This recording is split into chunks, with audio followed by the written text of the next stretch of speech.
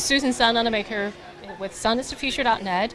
I'm here with John Broere from Principia, and we have a history of seeing Principia coming through with flying colors. So we'd like to hear John telling us a little bit about what has Principia gone through this year. Yeah, so we actually are preparing our new car, RAW 9, for Australia in October, and we've already had to ship it off. That we'll be seeing that down in the World Solar Challenge in October. And we still wanted to compete in the U.S. event here in the track race and support it.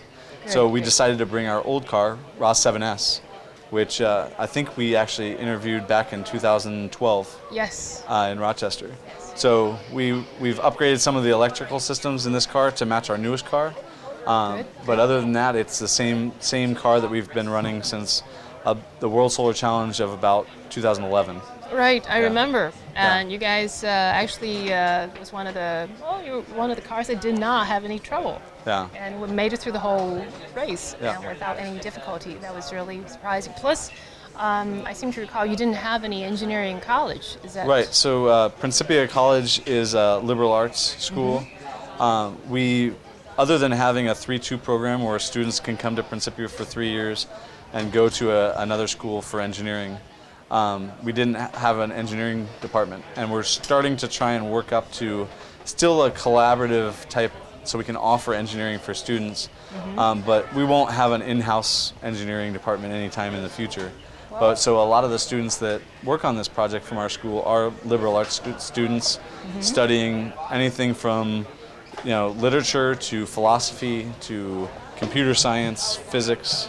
So we have a very diverse group of students that work on our project. Wonderful, because that goes to show as long as there's determination, everyone can get involved with solar energy technology. Yeah. One of the things when I talk to students for the first time, they come into school trying to register for classes, they say, I don't know anything about building cars or solar car, or I don't know how I would be of any use. And it's such a diverse project. Where you not only need to do the design work for the car, but going to a race, there's logistics, there's coordination for business. Management. How do you get, if we're talking World Solar Challenge, how do you get 16 people from the U.S. over to Darwin along with your car and then drive the Stewart Highway? I mean, there's a lot of logistics surrounding that. Yes, scheduling and managing the whole team, and seeing it to fruition. Yeah. And probably even a little bit marketing too. Marketing too, yeah. And we have a lot of students that they have no experience, but they come down to our workshop and they work alongside all of our older students, and they really learn in a hands-on manner. So it's usually a senior teaching a freshman how to do a composite layup, or how to wire a battery pack, or whatever it might be. Collaboration and cooperation. Yeah. Yes, that's what we have learned from American Solar Challenge, and teammates, and actually even among teams, they are also very cooperative.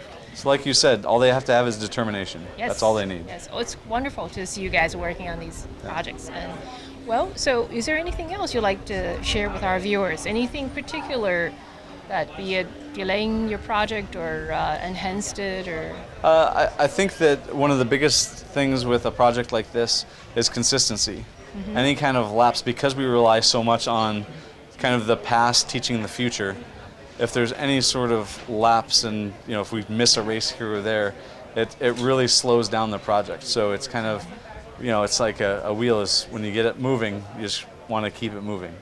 And I think that that's kind of the same thing with different energy ideas around our country these days, is we need to just keep the balls rolling. Yes. And just keep going, otherwise it's going to set us back. Yes, and there's a lot of things behind the policy or any kind of trainings, and we would like to see more students becoming interested in STEM courses. And it's great. We actually have a very large number of women that compete and work on our team, and it's kind of interesting to know that 2 of our 3 drivers for this race are women, and I think that that's a very important thing for young girls growing up to know that, with STEM and all that they can be interested and enjoy and can be productive. along with the men. And you know, our team going to Australia, I think we have 2 men and 7 women going to Australia for the team as a wow, representation. you actually have So, more females. yeah, so All right. I think that's also a nice message to show is, you know, again, the diversity of our team. It's great. Oh, it's really good. Well, I'm really glad to see you're here and still not only participating in World Solar Challenge, but also American Solar Yeah, Challenge. thank you. Oh, great. Well, looking forward to your future races, too. All right, thank you very much. All right, nice talking to you. Thank you very much, John. All right. And signing off, Susan Sun Nunamaker with sunisthefuture.net.